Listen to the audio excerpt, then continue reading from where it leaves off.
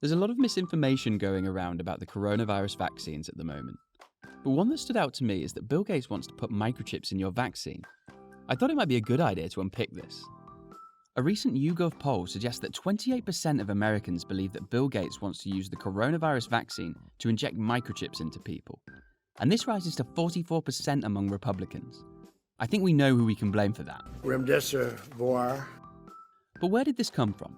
The origin of this rumour appears to come from an interview Bill Gates gave in March, when he said that eventually we will have some digital certificates, which could be used to show who'd recovered, been tested, and ultimately who received a vaccine. Importantly, microchips were never mentioned. However, off the back of this interview, somebody wrote an article entitled, "Bill Gates will use microchip implants to fight coronavirus." This has been widely spread and, unfortunately, taken as fact in many cases.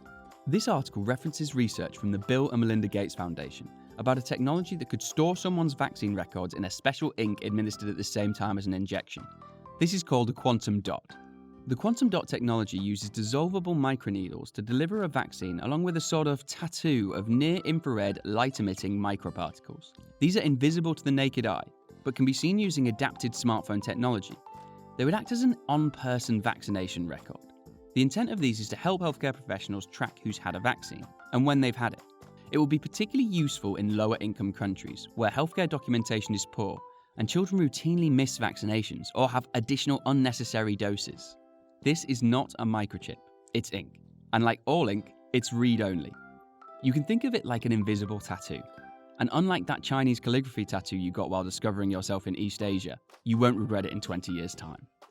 I think this definitely highlights a hypocritical nature to our thinking around this vaccine. For example, this guy is literally putting computers in our brains, and everyone goes wild. But when we're trying to develop a life-saving vaccine, everyone's worried about microchips tracking their whereabouts. I'm not sure if you're aware, but that's what your smartphone does. Nobody needs to put a microchip in your arm to know where you are these days. But let's say somebody did want to do this. Is it even possible?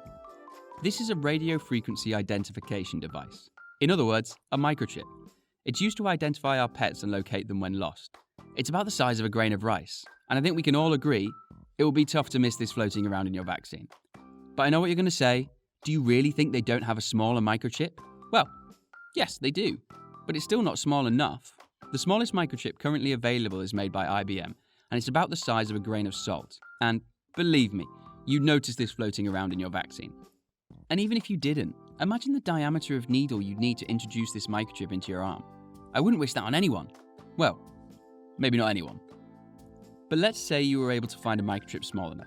Vaccines are highly regulated, and even at the accelerated pace these vaccines have been produced, the regulatory standards these vaccines will be held to is exceptional. This is a list of all the bodies involved in the regulation of vaccines, and that's in the US alone. These vaccines are also seeking approval around the globe, and so the list of organisations involved grows significantly. Are we really suggesting that Bill Gates has managed to infiltrate the leadership of all of these organisations and instigate the largest cover-up the world has ever seen?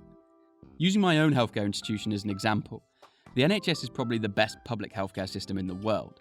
But if you think we're capable of covering up a mass microchip vaccination scandal, then I'm afraid you're massively overestimating our abilities. I can't even get an ultrasound scan done overnight. So aiding an international vaccination cover-up is far outside our organisational capabilities. Now, more than ever, we need to be responsible with the information we read, share, and retweet.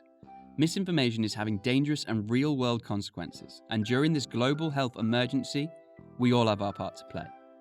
Thanks for listening, and I'll see you in the next video.